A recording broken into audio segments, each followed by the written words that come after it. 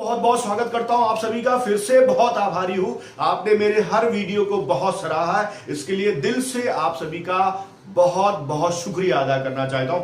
आप जो लोग एमडीआरटी की रेस में हैं, शुरुआत कैसे करें एमडीआरटी पे, इस पे 3 वीडियो ऑलरेडी बना चुका हूं।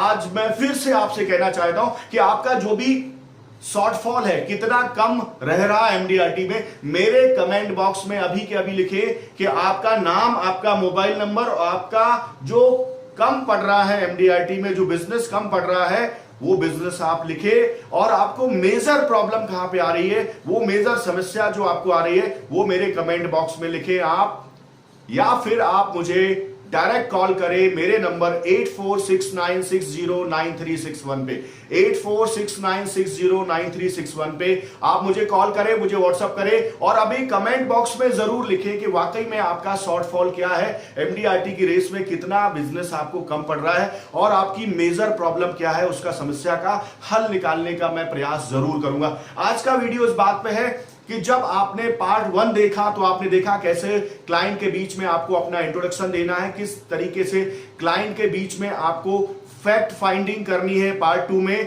पार्ट 3 में आपने देखा किस तरीके से क्लाइंट और आपके बीच में ट्रस्ट बिल्डिंग हो सके, रिलेशनशिप बिल्डिंग हो सके, एंड ट्रस्ट जो पिलर बन जाता है ट्रस्ट का, उसके ऊपर ही पुल बन सकता है। जब तक पिलर नहीं होगा तब तक पुल नहीं बनेगा। तो 4 पिलर्स पे भी मैंने बात की थी ट्रस्ट बिल्डिंग के, और आज मैं आपसे बात कर रहा हूं कि आप क्लाइंट का फैक्ट फाइंडिंग हो गया, विश्वास भी आपके ऊपर हो गया, आपने इंट्रोडक्शन भी बेहतर कर लिया।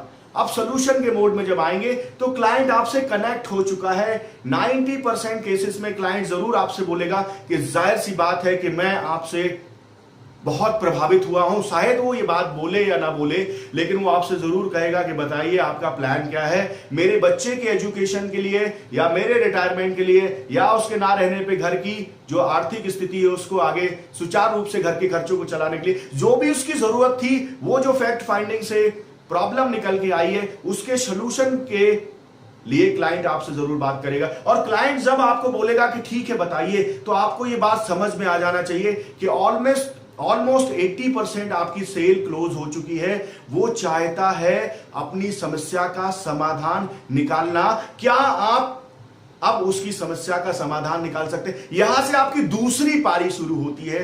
पहला स्टेप था यहां तक आना, और अब आपकी पारी शुरू होती दूसरी, जहां पे आपको अपने कंपनी के प्रोडक्ट बकेट में से वो प्रोडक्ट निकालना है जो वाकई में, जो जेन्युइन तरीके से उसकी प्रॉब्लम का सॉल्यूशन प्रोवाइड करता हो। इस बात का विशेष रूप से ध्यान रखिएगा साथियों, विशेष रूप से ध्यान रखिए कि जो उसकी समस्या का समाधान निकाल सकता है वही प्रोडक्ट उसके सामने ऑफर करिए, वही प्रोडक्ट उसको दीजिए। अगर आपके पास उसकी समस्या का समाधान निकालने वाला प्रोडक्ट नहीं है तो आप उसको मना कर दीजिए कि सर मेरे पास नहीं है, मैं कोई और एडवाइजर आपको सजेस्ट करूंगा।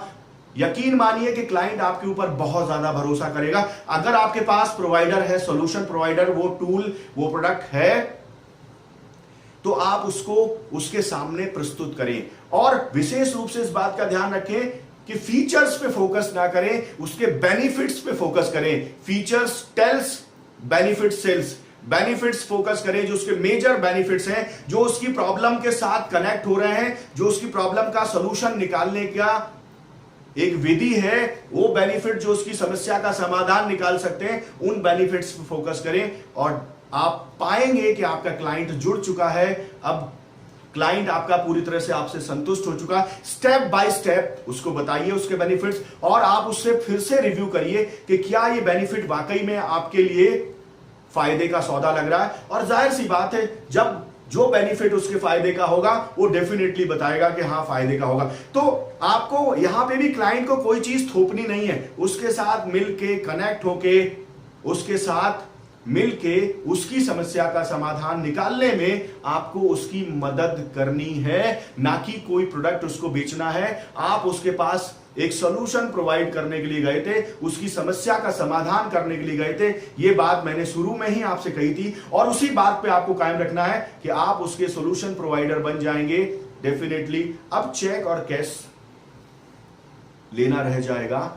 आप पूछ लीजिए सर ये पेमेंट आप चेक से करेंगे, कैश से करेंगे, कैसे करेंगे, या ऑनलाइन करेंगे? आज आपके सामने बहुत सारे विकल्प हैं। डेफिनेटली वो अपनी समस्या का समाधान निकालने के लिए जो भी उसके पास बंदोबस्त होगा, चेक का, कैश का या ऑनलाइन पेमेंट का, उस मोड में जाएगा और 99% सेल्स आपकी यहां क्लोज होगी। 1% कस्टमर, 2%, 5% कस्टमर ऐसे भी हो सकते हैं जो वहां से आपको सब कुछ समझने के बाद कहीं ना कहीं कुछ प्रॉब्लम थी जिसकी वजह से प्रॉपर कनेक्ट नहीं कर पाए और आपको ये बोलेंगे कि मैं 4 दिन बाद पूछ के बताऊंगा या 6 दिन बाद पूछ के बताऊंगा या 10 दिन बाद डिसीजन लूंगा।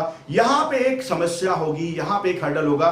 अगर ऐसी प्रॉब्लम आपको आती है तो उनके क्या सोल्यूशन है, वो ऑब्जेक्शन कौन सा पूछ रहा है, वो कौन सा सवाल कर रहा है, ये कुछ मेजर सवालों के जवाब मैं अगले वीडियो में दूंगा। तो ये पार्ट 4 सिर्फ यहां तक कि आपको क्लोजिंग की बहुत बहुत शुभकामनाएं। ऑलमोस्ट आप सीख चुके हैं कि एमडीआरटी की रेस में जब शुरुआत कैसे करें।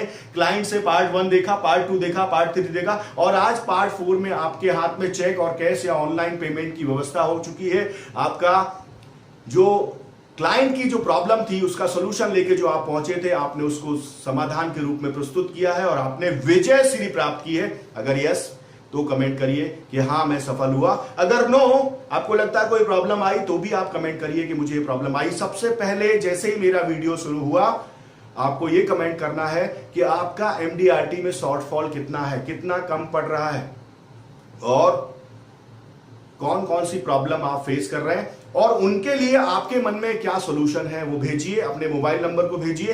कहीं पे भी आपको लगता है कि आपको मुझसे तुरंत कनेक्ट करने की आवश्यकता है तो मैंने अपना नंबर भी दिया है। आप सभी को बहुत बहुत शुभकामनाएं। एमडीआरटी की रेस में आग लगा दो, उस जुनून के साथ, उस जज्बे के साथ पूरे भारत को दिखा दो कि आपने तय किया है एमडीआरटी करना, तो कोई दुनिया की ताकत आपको नहीं रोक सकती।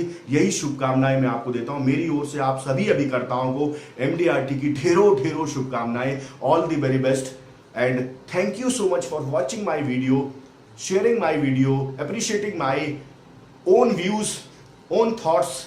डेली बेसिस पे जिस तरीके से आपने मुझे सराहा है, मैं वाकई हृदय से आप सभी का बहुत बहुत आभारी हूं। पुनः आप सभी को बहुत बहुत शुभकामनाएं। Thank you.